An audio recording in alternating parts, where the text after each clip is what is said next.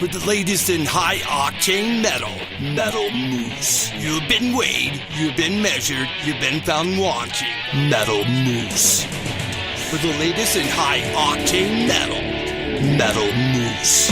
Visit them on Facebook at Metal Moose Radio for weekly podcasts and more up-to-date information and events. Metal Up. Metal Moose.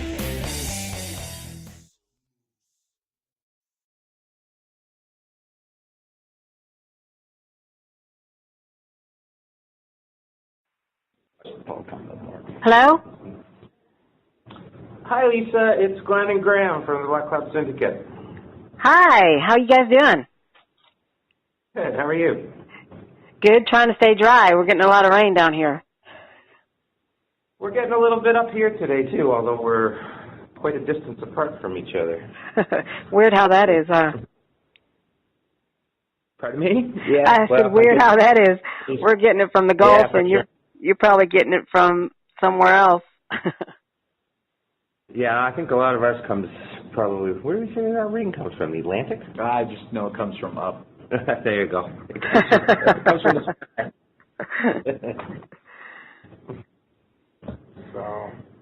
So, tell me a bit about the Blackcloud Syndicate. How did this band come about? Well, it's a bit of a lengthy story. We'll try and give you kind of the short version. Okay. So, a long time ago, when we were teenagers, we formed a band called Morbid Streak. And that turned into a band called Absolute Zero, which was kind of a more serious thing where we did put out a CD and did some touring and distribution deals and videos and all that. Videos, yeah. Yeah, all that. Graham wasn't actually part of either of those bands, but he was always our producer. So he hung around and played hide and seek with everybody. That's mostly what I did. Mostly what he did. He recorded a lot of the early demos and stuff. He was in the studio with us when we did the album, et cetera, et cetera. Band broke up after a period of time, after starting to move towards the second album, never quite finished it. And our singer decided on June 6th of 2006, because of the date being a good metal kind of date, that we should just get back together and do one show for that day. 060606. That's the one. So we did it. Yeah, we brought Graham in to play bass, actually, at that show, because we couldn't get everybody back together. And we had a really good time, and we decided, okay, let's continue with the band, but we decided to change the name and turn it into the Blackcloud Syndicate. And then we've had a few more lineup changes since then, but that's more or less kind of how we got to today. The name comes from years and years and years of bad luck, though. Yeah, that's kind of the joke, is that a black cloud follows us around. Anytime we play, it rains, all that sort of thing. So that's where the name came from. That's why it's raining on you today. That problem. That's a good one. If only it were a joke.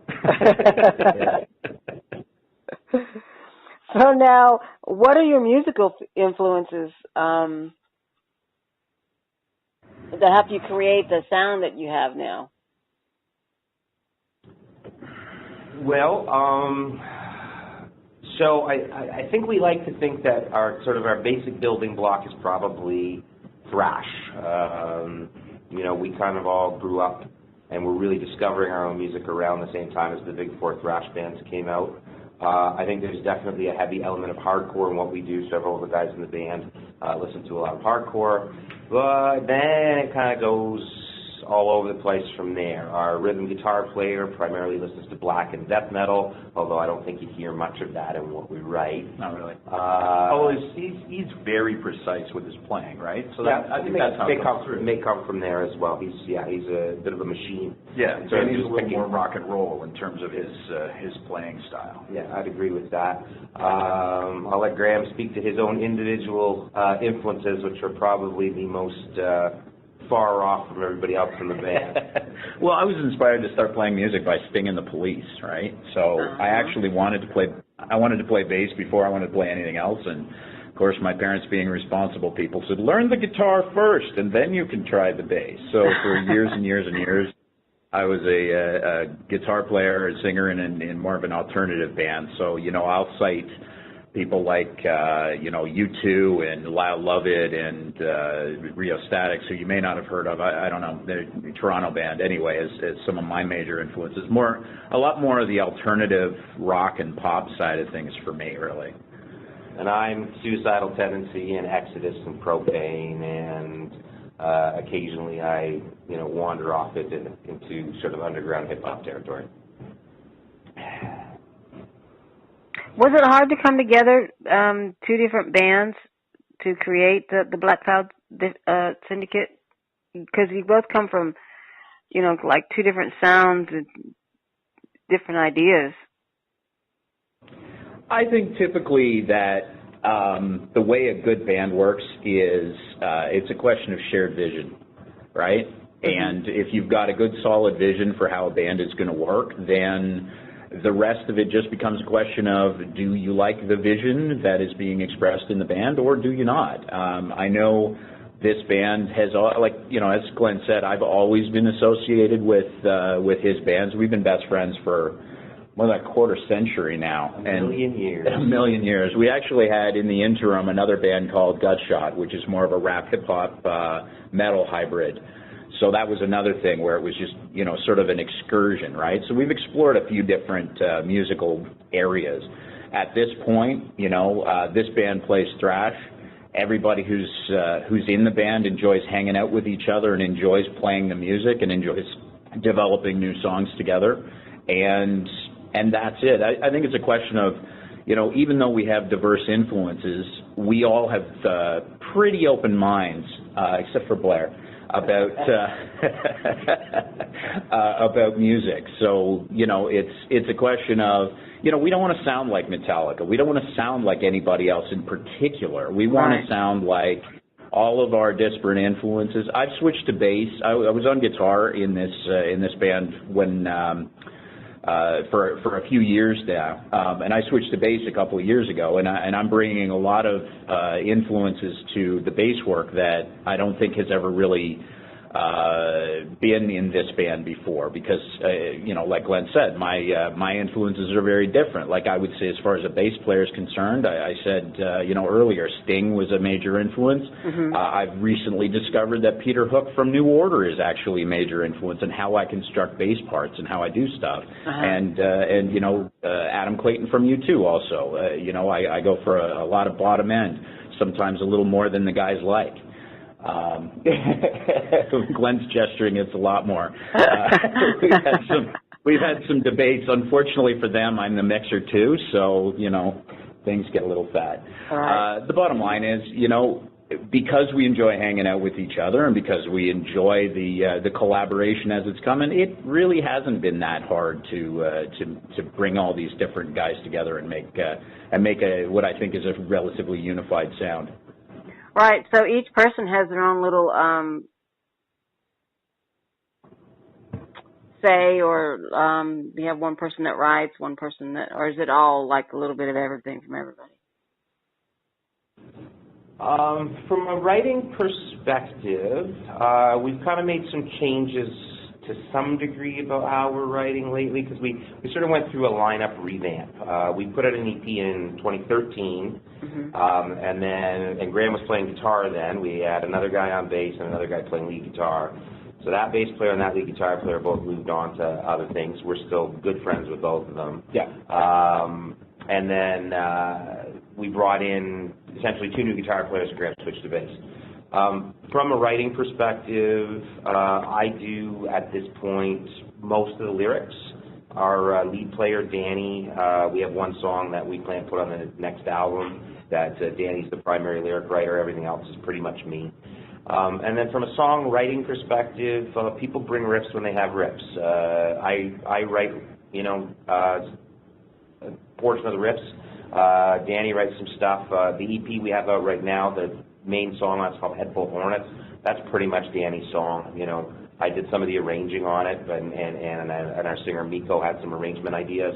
But other than that, it's pretty much Danny's song. The lyrics are me, although again Miko had some ideas that improved them. So everybody brings a little bit from a writing perspective for sure, and and that's kind of how we do it. We try and sort of just whoever's got an idea, throw the idea out there, and if everybody likes it, we'll build on it. And add bass. And then Graham will add too much bass.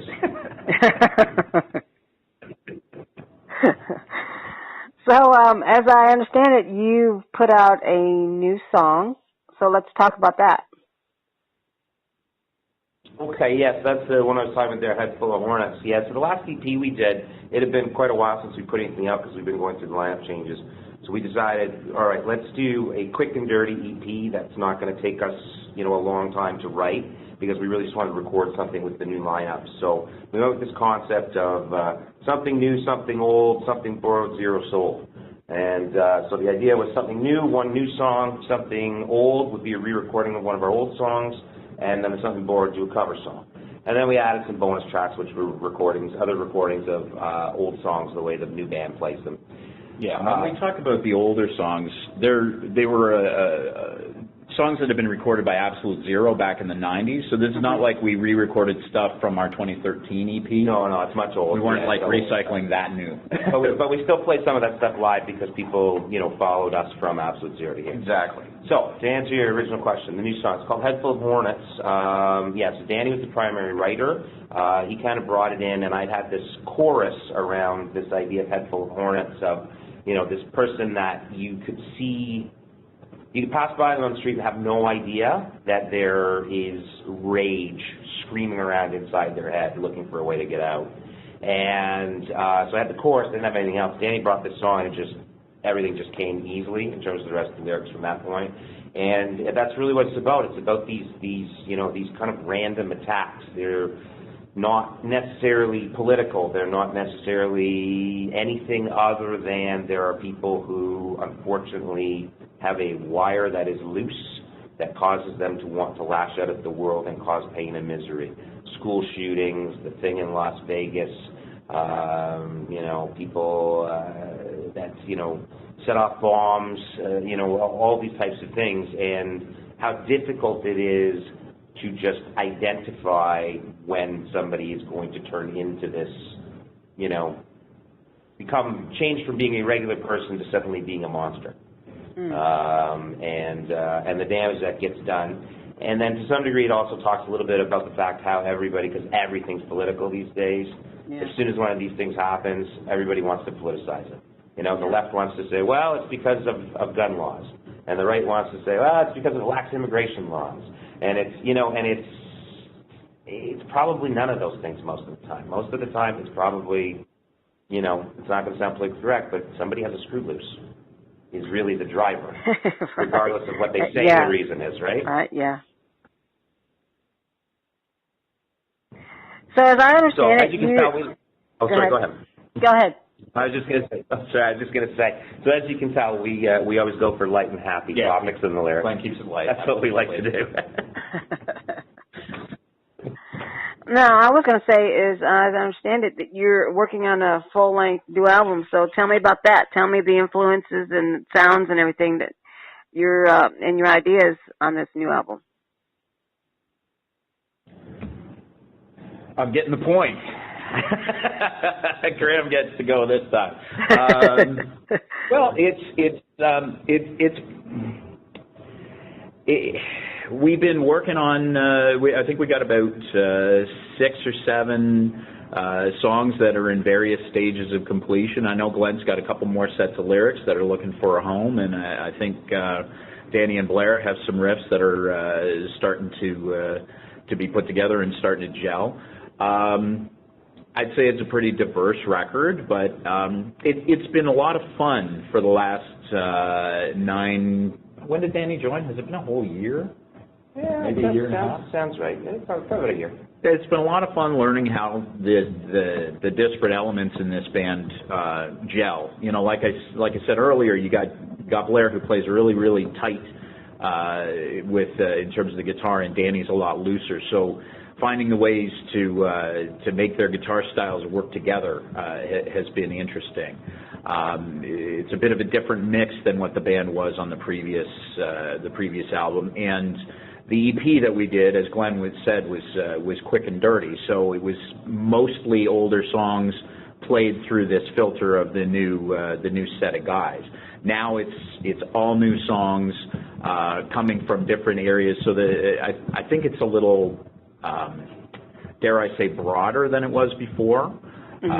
Just because of more integration of the disparate elements and the different musical styles.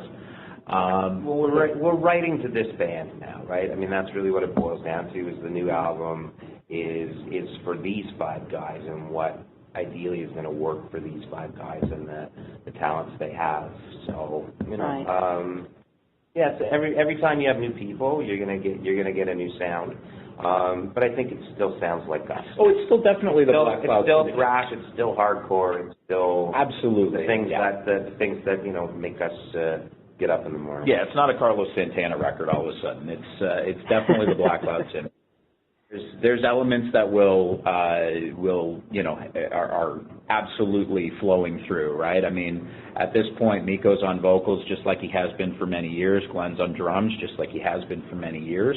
They both have very solid, unique styles and sounds. I can tell when it's Glenn drumming. I can tell when Miko's singing, right? And then heavy guitar is, again, the players have their own distinct styles, but heavy guitar is part of what this band is about. Heavy riffs and heavy guitar and in-your-face drums. So while it'll always sound like the Blackcloud, I think it's been a lot of fun writing these new songs. We're going a lot of different places with the from that same jumping off point, and so I think it's something I'm looking forward to people hearing. Rescue me, Glenn. I ran out. I'm the Flavor Flav to his Chuck D, so I just say the dumb jokes most of the time. I think he covered it. I mean, the objectives don't change. I mean, the sound will change. The objective doesn't change. The objective is we don't want to sound like anybody else. We want to tear people's heads off and make them go looking for them, and we want them to, and we want them to ideally be made to sit up and pay attention to what we're saying. If we can accomplish those 3 things, we're pretty happy with what we've done.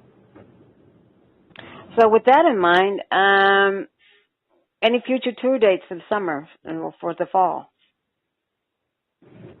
We're actually not really booking shows right now. We played one show earlier this year because it was part of a competition that we like, part of the Vakken Metal Battle, which is every country sends a band, and we did it a few years ago. We had a really good time, so we did it again this year. But really, we're so focused on getting together and writing songs because I think everybody's really cranked about the idea of having an album out. And once we have the album out where we can really say, hey, you know what, here's a kind of a whole piece of work that is this band and what this band has created together, that's when we're going to start, I think, focusing on being out on stage and playing those songs for people and giving those songs to people in a different context. So if a good offer comes our way for a show, which happens from time to time, somebody contacts us, hey, you guys want to open for this, or you guys want to play that, or whatever, we'll certainly take it under consideration, and if it seems worth doing, then we'll put the writing on pause and we'll get back into live prep mode, and we'll get out there and do the best we can. But right now, we're certainly not chasing shows because it's just not kind of where everybody's head is at the moment. So where can people pick up your latest music and your download of your latest song? So we put the album out. The zero sold part of the title of the last EP is the fact that we wanted it to be free.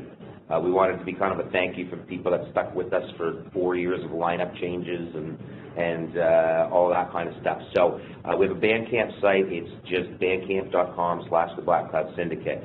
If you go there, you can download the EP 100% for free. So that's what we would always recommend because we're not intending to make any money off of this one. It is on iTunes. It is on Amazon in the States. It's on CD Baby. You can go to all those places and get it, but you got to pay for it if you go there. Well, if you've got like Apple Music, you can stream it, right? Yeah. Spotify. It's on Spotify as well. We'd encourage people with those kind of memberships, go ahead and listen to it that way. Absolutely, that's certainly fine as well. And then we have a YouTube channel which is Burnt to Crisp Music, which has all of our videos. So there is a lyric video that we made for the song Head Full of Hornets. It's a little non-traditional in terms of lyric videos. In that I think we're trying to tell a bit more of a story. So in some ways it kind of falls in between like a normal music video and a lyric video. Right. So it's kind of cool. We like it anyway. We think it gets the point across. And so we'd certainly recommend that's a good starting point for people to check us out if they want to. Okay. Well, anything else you'd like to add or want us, our listeners out there to know? Just thank you very much for taking the time, Lisa, to talk with us and giving us a platform and an opportunity to let people know about the band. We are old enough that we don't have any illusions that we're going to suddenly turn into Metallica and make millions of dollars and fly around the world in a jet to play shows. So we don't exactly. We don't do it for that. We just want as many people as possible to hear it and hopefully like it and continue to want to follow what we're up to. So anytime somebody like yourself gives us an opportunity to spread the word a little bit, it means a ton. Yeah, we do it all for the love of it. So we appreciate that when people, can feel the love and enjoy it themselves. Well, that's something we have in common because I do it to help get the music out and get people heard, and hopefully, you can maybe get signed to a label or get on a good tour somewhere because somebody heard this somewhere, I ain't gonna sneeze at that. Yeah, well, that's the amazing thing about the metal scene, and I can't necessarily speak for any other genre of music, but within metal, the fact that there are as many people like yourself who do it because I love this music and I want to give opportunities to bands, and there's really nothing in it for me other than that, and that is something that I think is so fantastic about metal. And that there are so many people who go, there is nothing monetary in this for me at all, and it doesn't change that I'm going to put effort into it. Right. And do the best that you can, regardless. For sure. Absolutely, right? You want to bring it as hard as you can every single time. Right.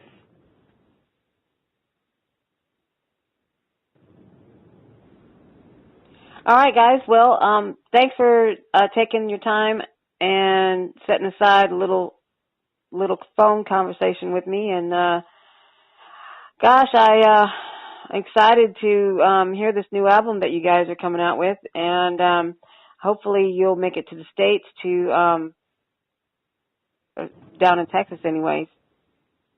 That'd be fun. After you tour, out on tour.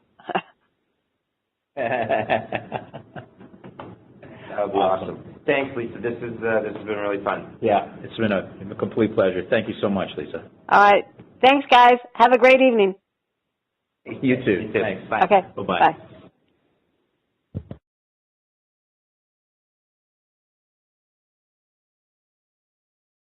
This is Cammie from Van Hals, and you are listening to The Moose.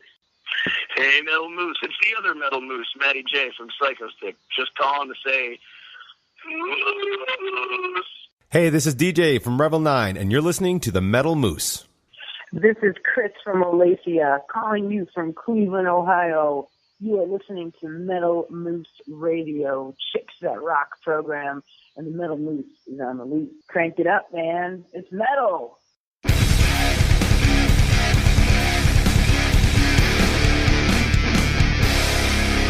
You are listening to the Metal Moose.